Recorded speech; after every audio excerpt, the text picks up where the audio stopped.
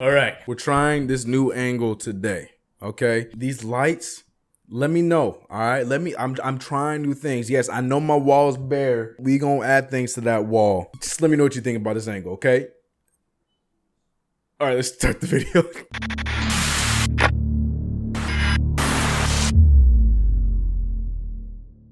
What's good, CK Cruise? Your boy CK2K here. And yes, that is right. You hear that? That is the sound of all the takes coming to a violent halt. We have won 2 games, not one, but 2 games in a row. The New York Knicks have won 2 games in a row. And before we even continue in this video, I will let all my tank commanders and commandettes not worry, okay? We're still the 2nd worst team in the league. Don't believe me? Here's the record, okay?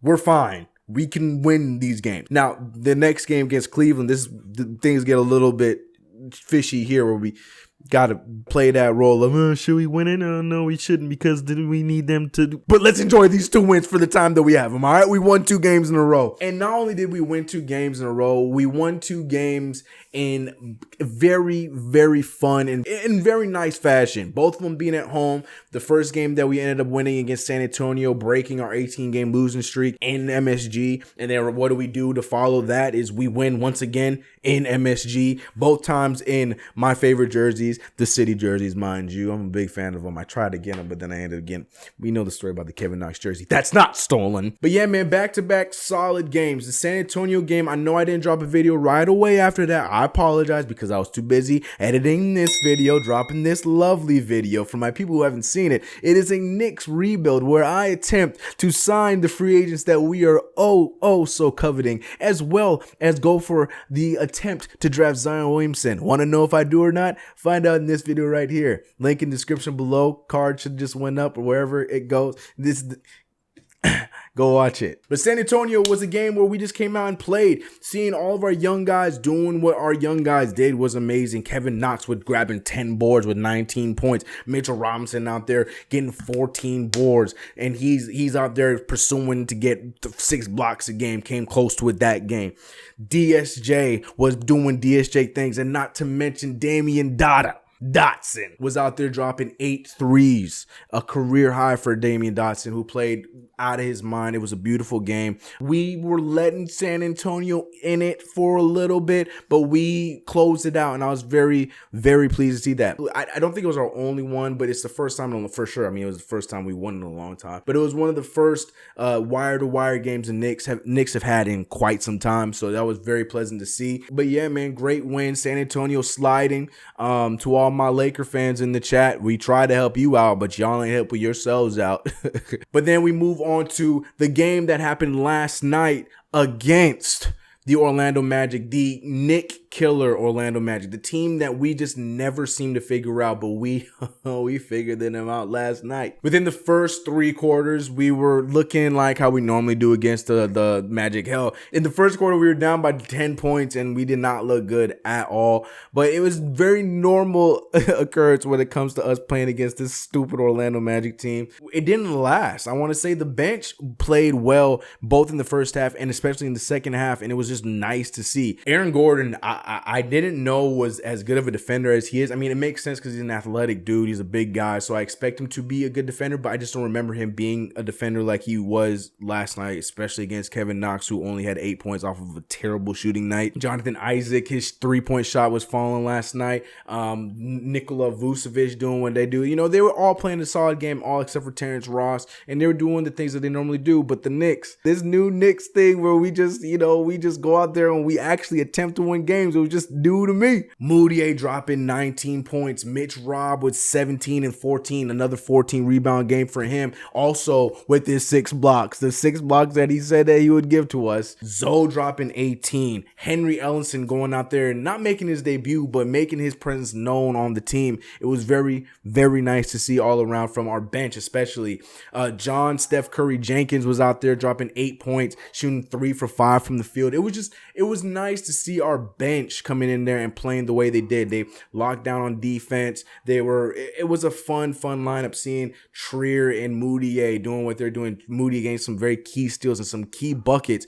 I want to say, they were talking about Mudiay and Fizdale having conversations, and Fizdale wanted him to embrace the offensive side more and be and look for his shot aggressively. And Mudiay has been doing that at a great clip. He shot 18 shots, but he made 8 of them, shooting 45% from the field, which I'll take. A lot of people are trying to find negatives of Mudiay, but having a plus 23 last night, and he looked really good. In the last 3 games, he's looked really good. Since he's returned from his injury, he's looked really good. But Mitchell Robinson has wholeheartedly been the blessing, the diamond in the rough. The dude has been a godsend. It's been really fun to watch his development, because legit, since we acquired, I'm not saying it's his fault, but I'm saying he does have a part to do with it. Since we acquired DeAndre Jordan, Mitchell Robinson has played his best basketball as a Knick. And DJ has been a huge part to the attitude. He's been the perfect vet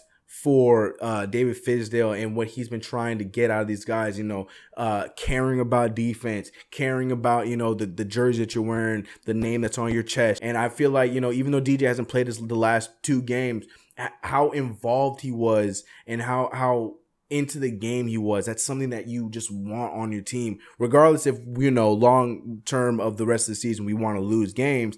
But I think it's okay to have these kind of wins, because especially with the rules how they are now, as long as we get the bottom 3, we're still at the same odds for the first overall pick. So that doesn't even matter. I want to address the tanking factor, because I know the number one question everyone's asking me is, CK, isn't this hurting the tank? You're right. We shouldn't be winning in the purposes of the tank. But at the same time, with the records looking like this, we won 2 games in a row, and yet we're still a game in front or a game behind, whichever one it is, of Cleveland. And yes, we're giving a little bit of an edge to Phoenix, which have only won 11 games. We won 13. But at the same time, to win these games that are good for the chemistry and for a lot of these young guys that are going to be on the team long term and getting a taste of winning, that's more important right now. We're in a period where we've done our dues in the losing factor, so we can win some of these games, especially against a team like a San Antonio Spurs. That's a playoff team. Orlando Magic, quote unquote, playoff team in the East.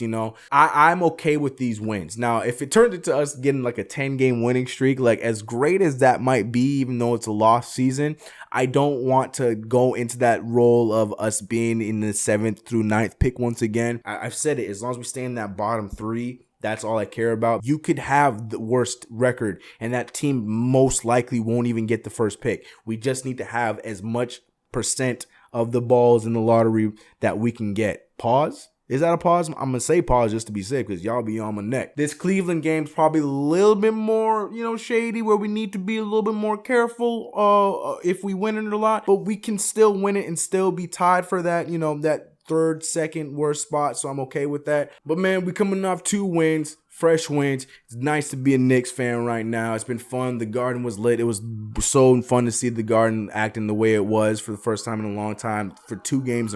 I know a lot of my tank people out there. It's just nice to see us win. Now, enough of that. Let's do y'all favorite segment, and that's the comments of the video.